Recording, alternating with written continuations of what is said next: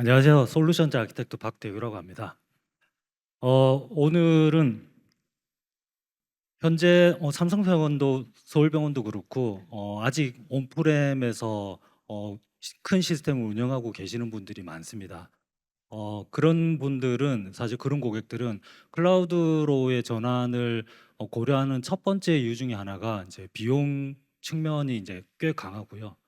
그리고 비용 때문에 클라우드 전환을 하려고 했다가 보안에 막히는 그런 것들이 이제 많습니다. 물론 이제 뭐 저희 AWS가 비용하고 보안 말고 뭐 다른 여러 가지들도 많이 가지고 있지만 크게 온프렘에서 크리티컬한 시스템을 지금 오늘 이제 삼성 서울병원처럼 이제 중요한 시스템을 저희 클라우드로 옮길 때는 이 두 가지가 키라고 보시면 될 것 같습니다. 그래서 뭐 잠깐 말씀드리면 뭐 비용은 저희가 계속 그 비용을 아껴 가지고 다시 이제 그 부분들을 이제 고객한테 이제 드리는 인정 안 하시는 분들도 계시네요. 그렇게 하고 있고요. 그리고 이제 비용 문제들이 이제 어느 정도 뭐 어쨌거나 이제 조금이라도 싸거나 아니면 이제 여러 가지들을 이제 저희 클라우드 쪽에 이제 이점들이 있기는 있습니다. 그러고 나면 사실 이제 보안이라고 하는 부분들이 이제 그 다음으로 이제 다가오게 되는데요. 아시겠지만 이제 삼성이라고 하면은 조금 이제 그 보안이나 뭐 관리 이런 부분들에 이제 되게 타이트하기 때문에 사실 이번에 그 최은수 담당님이 발표해 주시는 것 중에 제일 힘들었던 부분이 이제 보안입니다. 저희 그 맥가먼이라고 이제 CEO 분이 이제 저 같은 평민한테 유일하게 얘기하는 게 시큐리티 이즈 잡 제로라고 하는 말씀을 많이 하십니다. 그 정도로 저희 그 AWS는 보안을 정말로 강조를 많이 하고 있고요. 뭐 아시다시피 여러 이제 보안 제품들도 많습니다. 오늘은 최승수 담당님이 아래와 같은 아젠다를 가지고 설명을 해 주시겠습니다. 네, 감사합니다.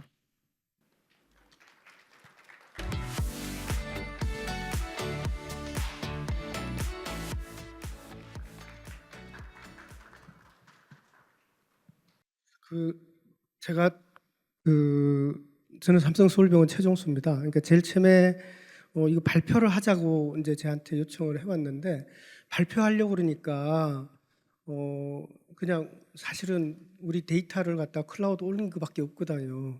그래서 그거 갖고 얘기하려고 그러니까 30분 분량이 안 나오더라고요. 그래서 그 제목을 이제 뽑아봤어요. 그러니까 우리 팩스를 그러니까 제목 자체에 보면 병원 운영 시스템을 전환하면 마치 이제 그 HIS를 다 옮긴 것처럼 얘기될까봐 조금 지금 그거부터 좀 잡고 가자면 저희는 그 병원 HIS 저희는 내부적으로 다윈이라고 하는데 다윈이라고 하는 부분은 SDS가 만든 걸 저희 쓰고 있습니다. 그거는 그것도 이제 상암 IDC 클라우드 사스 형태는 아니고 이제 클라우드 올라가 있고요. 오늘 설명드리려고 하는 부분은 팩스 쪽입니다. 그래서 팩스에 저희가 디지털 이미징, 그 팩스의 이제 가장 일반화된 개념을 디지털 이미징이라고 하는데 디지털 이미징이 좀 어떻게 우리는 해왔고 걔가 갑자기 왜 또 클라우드를 가야 돼? 병원들이 다 이제 그 CIO, CTO 분들이 만나서 얘기해 보면 저희가 이렇게 하는 거에 대해서 그 조금 이상하게 왜 그런 거 했냐 이렇게 물어보세요. 그래서 두 번째는 왜 그랬는지 그리고 그렇게 하려고 하니까 뭘 했는지 그럼 앞으로는 뭐가 좋아질 건지 그래서 그 시작은 돈 때문에 했어요. 돈 때문에 했는데 사실은 어려운 거는 돈보다도 보안이 어려웠고요. 그래서 저희 삼성서울병원의 팩스는 도대체 뭐였는지 보시면요. 제가 병원에 이제 삼성그룹에 조인한 거는 93년도입니다. 93년도 조인하고 94년도에 병원이 왔는데 94년도에 병원이 오픈을 했었어요. 개원을 했는데 실제로 팩스 계약은 92년도에 했습니다. 그리고 94년도 개원했을 때 팩스가 풀로 디플로이 된 것도 아니고 제가 알고 있기로는 96년 정도 돼서 영상의학과 팩스가 다 된 걸로 있는데 지금 보시는 바와 같이 블랙 그러니까 화이트 그 모니터 엄청 큰 거 있잖아요. 그 4개로 두고 CT, MR 같은 데 촬영하고 시스템도 보시면 오른쪽에 맨 끝에 노란 박스 있는 데가 팩스예요. 그러니까 뭐 요즘 뭐 저기 인터넷이 어떻고 뭐 TCP/IP가 어떻고 뭐 이런 얘기하는데 그때는 FDDI라고 해서 아주 폐쇄망으로 운영했었습니다. 그리고 팩스는 우리 옛날에 그 CD 라이브러리처럼 이렇게 주크박스처럼 하는 것처럼 운영했었어요. 그리고 왼편에 있는 그 다른 시스템들은 사실은 지금 상황으로 보면 사이즈 규모에서 보면 이렇게 안 돼요. 근데 그때만 해도 팩스는 초기 시작이라서 약간 변방의 시스템 연결해 놓은 그런 구조로 저희가 팩스를 했는데, 이게 그 시작이 그냥 시작한 게 아니고요. 이 장표가 아까 전에 보시면 제가 늘 이 질문을 받습니다. 이거 좀 거짓말하는 거 아니냐. 근데 왼편에 저 책 제목을 스캔한 거예요. 94년도 이게 세브란스에서 혹시 오신 분 계세요? 세브란스 분들한테 제가 계속 클레임 받는 게 스미스예요. 세브란스가 세브란스 메디컬 인포메이션 시스템인가요? 그렇게 쓰고 계셨대요. 근데 제가 어디 발표를 할 때 SMSIS라고 쓰다가 챌린지 받았는데 이거 94년도 책입니다. 94년도 책에 저렇게 돼 있고 94년도에 저희는 4가지를 없애기로 했었어요. 처방전도 없애고 차트도 없애고 필름도 없애고 기다림 같은 거 없애는 거였는데, 사실은 오픈하자마자 처방전을 없앴죠. 근데 차트는 못 없앴죠. 2000년대 넘어왔어. Y2K 끝나고 했죠. 필름은 오픈할 때 하려고 했으나 지금은 팩스의 시스템 솔루션에 대해서 그렇게 복잡하게 생각하지 않는데, 사실은 그때만 해도 이게 상당히 고급하고 돈도 많이 들어가는 시스템이어서 제가 알고 있기로는 영상의학 완료하는데 96년, 또 다른 진료과 하는데 98년 뭐 이런 식으로 했던 걸로 기억하고 있습니다. 그리고 웨이트리스트 모바일 하스피탈은 줄기차게 저희가 해왔는데, 실제로 이게 좀 힘을 받기 시작하는 거는 2000년대 초반에 이제 그 스마트폰이 나오기 시작해요. 스마트폰이 나오면서 우리가 2003년도에 핸드폰에다가 진료 시스템을 올립니다. 그래서 EMR 같은 것도, 그러니까 이제 처방 시스템 보는 것도 했고, 근데 정말로 이제 힘을 좀 받기 시작했던 건 2007년도에 아이폰이 나와서 스마트폰의 사용성을 확 높여버립니다. 그래서 여러분들 기억하는 삼성전자의 미츠폰이 그 당시 전후거든요. 근데 그때 윈도우로 개발해서 막 하다가 나중에 안드로이드로 갈아타는 것도 있는데, 어쨌든 저희는 4가지 축 중에 한 축을 필름을 없애는 걸로 그때 개원 초부터 지금까지 잡았습니다. 그리고 지금은 뭘 하고 있냐면, 지금 대수가 이게 한 100몇 대 되잖아요. 저희가 CR 체스트 PA 같은 경우만 해도 31대고 CT 19대, MRI 15대. 이게 하루에 그러니까 이만큼의 그 모달리티가 있는 장비들에서 그러니까 이미지 데이터를 생성하고, 그게 저희 이제 저희는 지휘크 씁니다. 그러니까 브랜드 얘기해도 되는 거죠, 그죠? 지휘 헬스케어 팩스를 쓰는데, 걔를 통해서 영상의학과에서 판독을 하고 저장을 하고 그다음에 백업하고 그다음에 DR까지 갖춘 한 3가지 구조로 갖고 있습니다. 각각이 2페타 정도 됩니다. 그래서 94년도부터 쌓았기 때문에 데이터가 많다라고 저희가 생각하고 있고요. 이게 저희가 단기, 장기. 지금은 단기, 장기가 좀 그래도 그 양도 있고 길기도 하지만, 초창기에는 사실은 그 CD 라이브러리 주크박스로 했을 때는 그 기간이 되게 짧았어요. 그런 부분들도 좀 있었고요. 그래서 저희가 한번 그 데이터 양에 대해서 한번 시뮬레이션 해보면, 왼편 하단에 보면 CR, CT, MR, 그 초음파, 내시경 뭐 이런 거 보시면 각각에 대해서, CR은 제가 병원 제일 처음에 왔을 때는 한 장에 한 7메가, 8메가 했었어요. 근데 지금 18메가로 늘었다라는 얘기는 해상도가 좋아졌다라는 얘기고, MR 같은 한 장수가 많잖아요. 그래서 200 그 메가바이트 정도 되는데, 보시는 바와 같이 하루에 한 9,000건 정도의 영상 검사가 일어나고 하루에 700기가바이트가 쌓이고 있습니다. 그리고 보시는 바와 같이 건수는 뭐 CR, 체스트 PA가 가장 많지만 용량은 그렇게 많지 않습니다. 상대적으로 적다고 보시면 되고, 1년 기준으로 보면 작년에 143테라가 쌓였어요. 근데 2024년 같은 경우는 의정원 사태가 있고 뭐 이렇게 상급종합병원도 하고 건수가 줄면서 조금 내려가기는 했는데, 제가 볼 때는 143테라는 계속 그 1년에 쌓일 것 같고 건수도 계속 증가합니다. 막대 그래프는 건수 증가예요. 건수 증가는 약간 그 볼록한데 사실은 스토리지 증가는 보시는 바와 같이 그 뭐라 그러죠? 급격하게 증가를 하고 있고 이거는 장비들에서 나오는 스토리지의 이미지, 장수 그런 부분들이 더 해상도가 높아지고 있다라고 보시면 될 것 같습니다.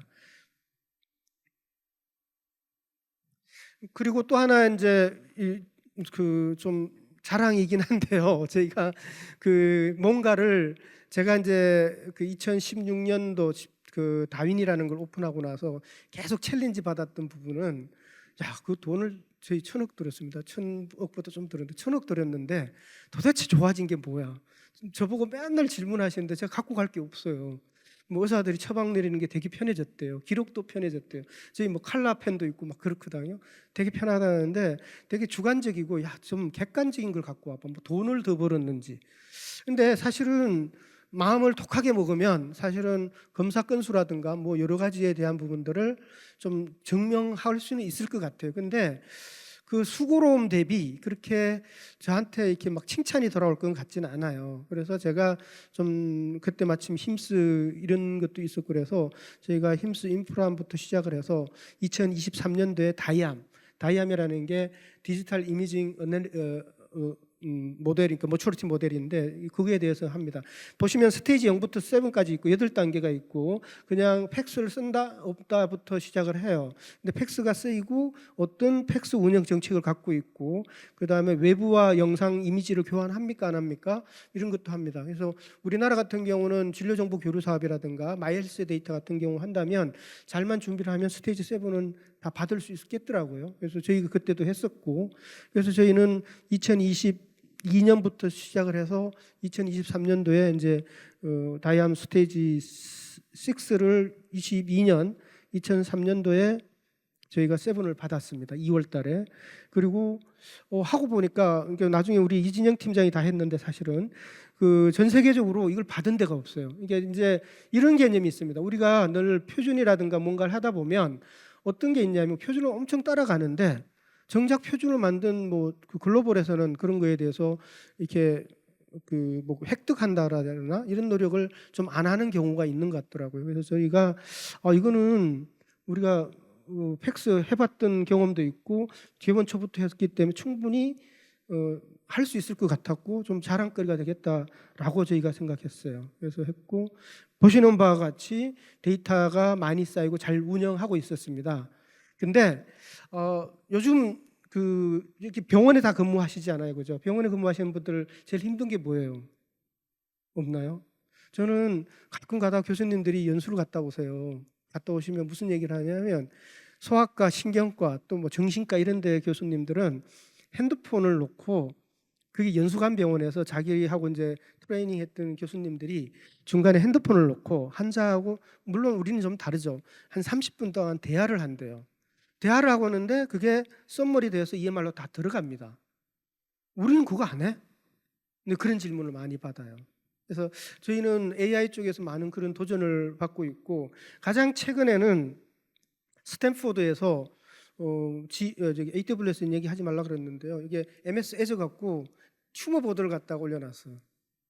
물론 AWS하고 그러니까 삼성도 그렇지만 스탠포드 이런 데는 애저하고도 마이크로소프트 애저하고도 하고요. 그다음에 그 AWS하고도 합니다. 근데 제 눈에 들어온 거는 사실 이 튜머 보드가 그 에이전틱 AI라 그럽니다. 에이전틱 AI 에이전트라 그러죠. 여기 보시는 바와 같이 그 중앙에 보라색 칼럼이 각각의 에이전틱 AI 에이전트라고 그러는데 AI 에이전트가 있습니다. 그 튜머 보드가 뭔가 하면요, 우리 암 환자 오면 암 환자 하나 치료하는 거는 뭐 그냥 루틴한 거는 그냥 하시잖아요. 근데 만약에 이게 소화기내과 교수님하고 영상의학과 교수님하고 병리과 교수님하고 방사선 치료과 교수님 봤을 때 이거 회의 안 하면 안 될 것 같아. 이러면 튜머 보드를 소집합니다. 보통 일주일에 한 번씩 정도 하고요. 그런 환자를 올려놓고 합니다. 그래서 스페셜티 있는 분들이 그 부분을 논의를 하고 치료 방향을 결정합니다. 그러니까 이거는 그 얘기가요. 그 의사들이 모이기 전에 AI 보고 그걸 미리 그러니까 공부를 시켰기 때문에 그걸 먼저 수행을 시키는 겁니다. 그리고 에이전틱 AI 각각이 보시면 맨 처음에 거는 뭘까요? 페이션트 히스토리 정리하는 놈, 두 번째는 레디올로지 정리하는 놈, 그다음 패솔로지 정리하는 놈, 이렇게 로봇을 갖다가 각자 일을 시킵니다. 각자 일을 시키고, 그리고 여기 예시에도 영상이 먼저 나와요. 왜냐하면 다른 것들도 있겠지만 영상이 아마 그게 에이전틱 AI를 하기가 좀 수월한 것 같아요.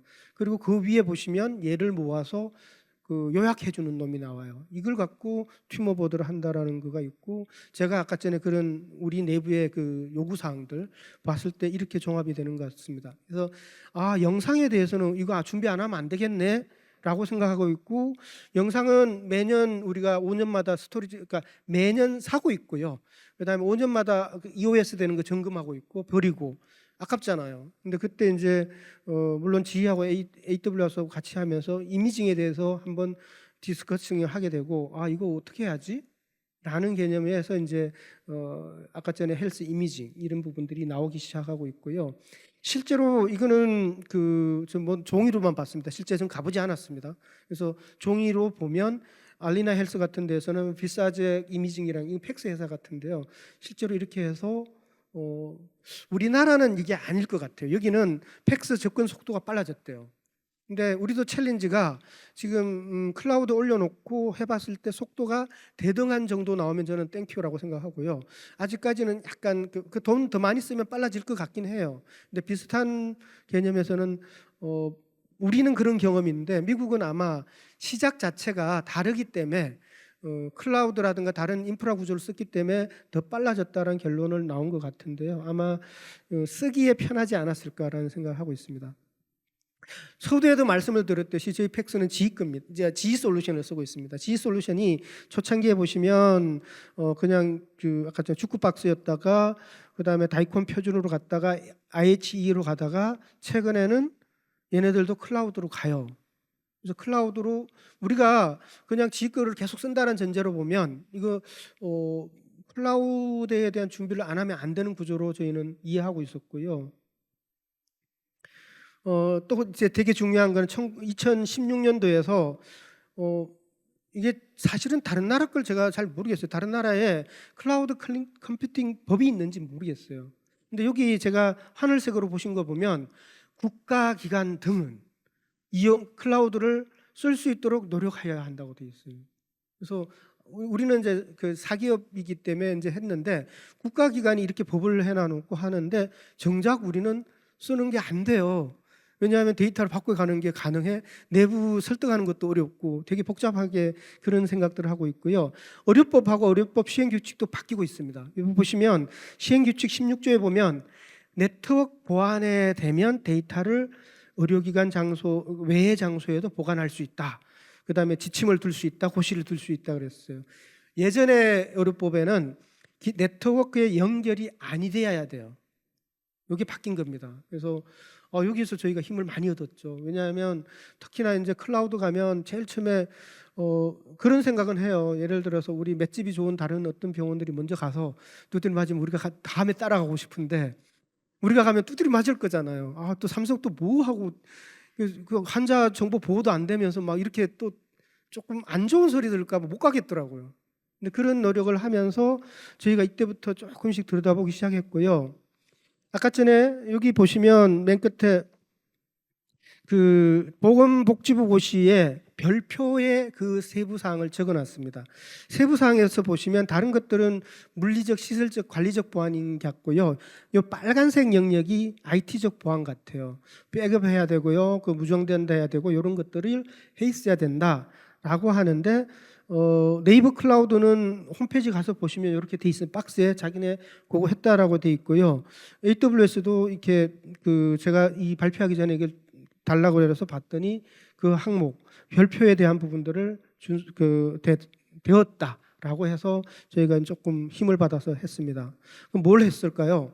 일단은 아까 전에 얘기했듯이 우리 병원의 전산실은 밖으로 갔습니다. 이미 상암 IDC로 갔고요.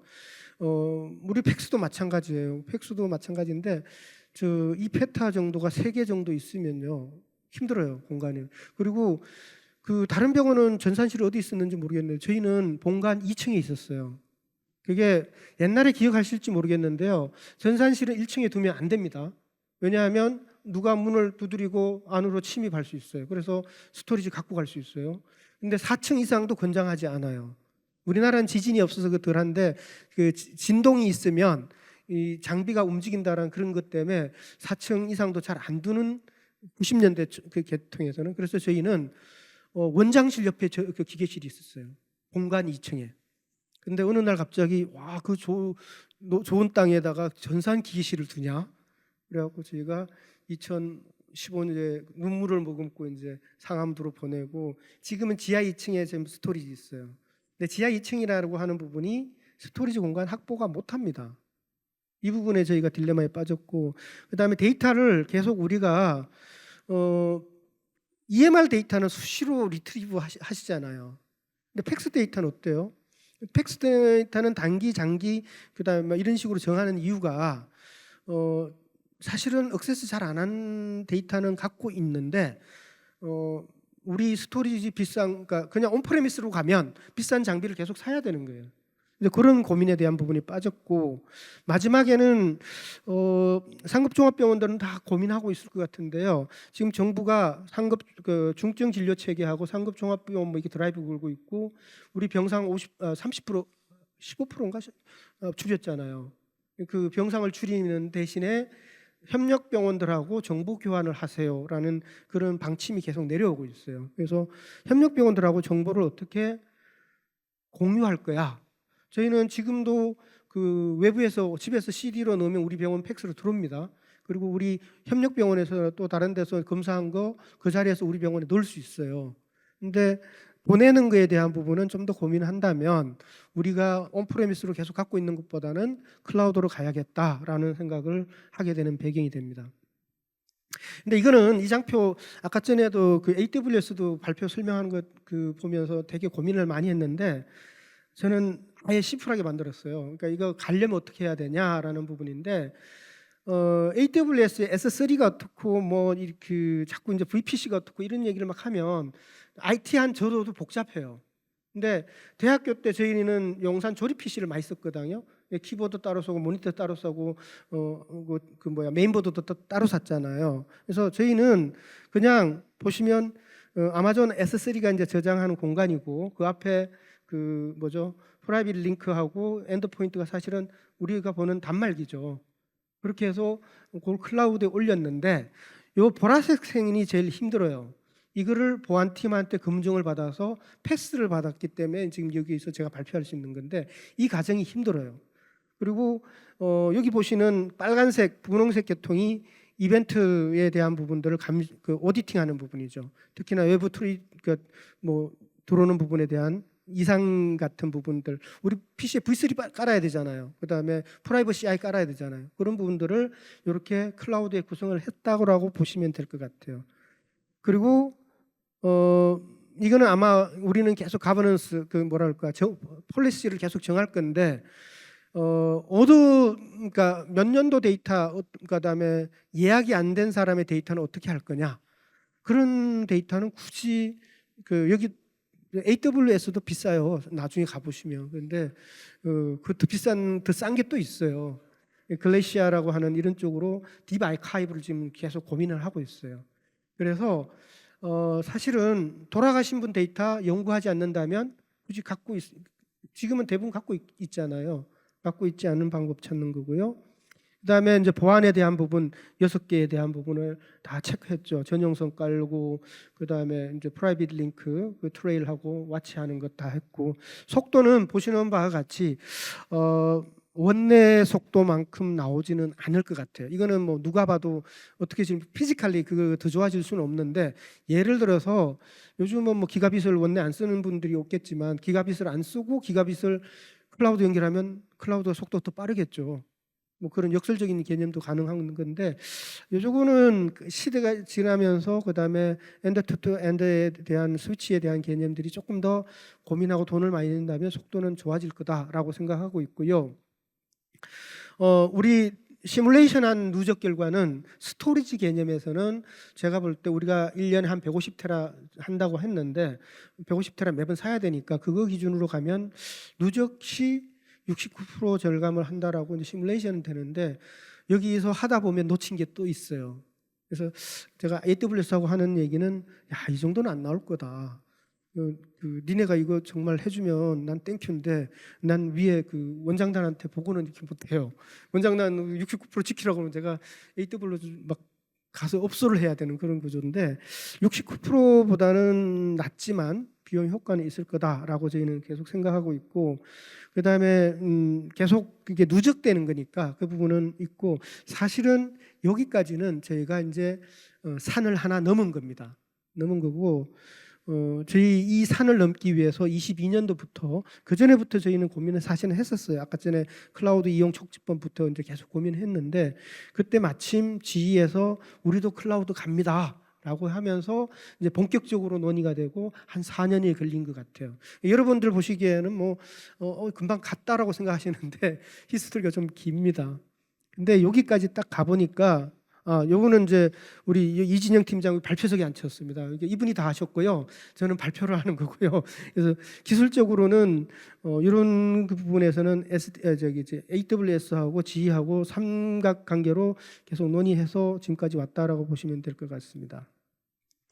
근데 여기까지가 사실 원래 발표하려고 그랬는데 이제 3분 남았는데요. 아까 전에 스탠포드 얘기도 했고 그랬는데 사실은 이게 문제예요. 클라우드 올라갔더니 눈에 보이는 게 너무 많아요. 그러니까 우리가 산에 올라갔더니 그 산 뒤에 더 높은 산봉우리들이 너무 보이는 거예요. 그냥 DR 뭐 롱텀 갔더니 그다음에 풀 클라우드 팩스라는 개념이 나오기 시작하고 있습니다. 제가 볼 때는 그것 때문에 저희가 이번에 힘써 가서 3월달에 원장님하고 그 GE 헬스케어 그 CEO하고 MOU도 했는데요. 제가 볼 때는 이거 같아요. 이미지가 스토리지가 클라우드 가는 게 중요한 게 아니고 그랬더니 이게 할 게 너무 많은 것 같아요. 그러니까 IT 인력들이 하는 것보다는요. 보시는 바와 같이 이제 여기서 보면 어뢰 영상 데이터 분석 우리 뭐 최근에 뭐 찍는 것도 속도 빠르게 하는데 임상 문서 자동화하는 거는 우리 LM 같은 거 모든 병원이 거의 다 트라이 하고 있잖아요. 그죠? 영상에 대한 분석이 온프레미스와 있는 환경하고 달라질 것 같아요. 제 생각에. 그냥 제 생각에는 이런 일이 벌어질 것 같아요. 뭐 여기 에스크 스테판이라고 하는 부분인데 디지털 어시스턴트라고 하는 부분이 영상의학과의 판독 부분은 저는 얘기를 못할 것 같아요. 그거는 제가 잘못 얘기했다가는 의사 선생님들이 좀 싫어할 것 같고 그런 부분들도 우리가 티핑 포인트라 그러는데 홀루시네이션에 대한 얘기가 어느 정도 극복되는 시점이 일어날 수 있다고 생각돼요. 근데 이제 그것보다는 영상에 대한 부분들이 제너러티브 AI가 붙기 시작합니다. 분석에 대해서. 이게 곧 다가올 것 같아요. 근데 아까 전에 뭐 제가 한 7, 8년 전에 영국 갔을 때 옥스포드에서 그 치매, 디멘치아를 갖다가 한 200만 명의 여성 브레인을 찍어서 하는 것을 들은 적이 있었고 데이터를 본 적이 있었거든요. 근데 이거 뭐 우습게 되는 거예요, 이제. 제가 볼 때는. 그리고 아까 좀 전에 우리 발표했던 지니너스라는 회사는 사실 우리 병원에서 창업했는데 유전체 데이터가 붙기 시작하고 있어요. 그다음에 디지털 패솔로지 데이터가 붙기 시작하고 있는 일들이 제가 볼 때는 여기 벌어질 것 같아요. 그래서 제가 말씀드린 산을 하나 넘었더니 다른 봉우들이 많이 보이는 게 이 상황으로 될 것 같고 저희가 이제 한 걸음 먼저 갔다라고 저희는 생각하고요. 아마도 다른 병원들도 아마 가시기에는 이런 고민들을 할 것 같고요. 이제 아마 제일 처음에는 비용 대비 비교할 텐데 나중에는 스토리지 비용보다 더 중요한 게 AI에 따른 생성형 그러니까 이건 제너러티브가 AI가 아니고 AI에 따른 비용 효과라든가 또 눈에 보이지 않는 돈의 그 ROI가 생길 것 같아요. 내가 볼 때는 그 시대가 곧 올 것 같고 저는 그런 얘기를 이제 공유하고자 흔쾌히 발표를 했습니다. 그리고 다른 분들도 많이 그렇게 참조해서 가셨으면 좋겠습니다. 감사합니다.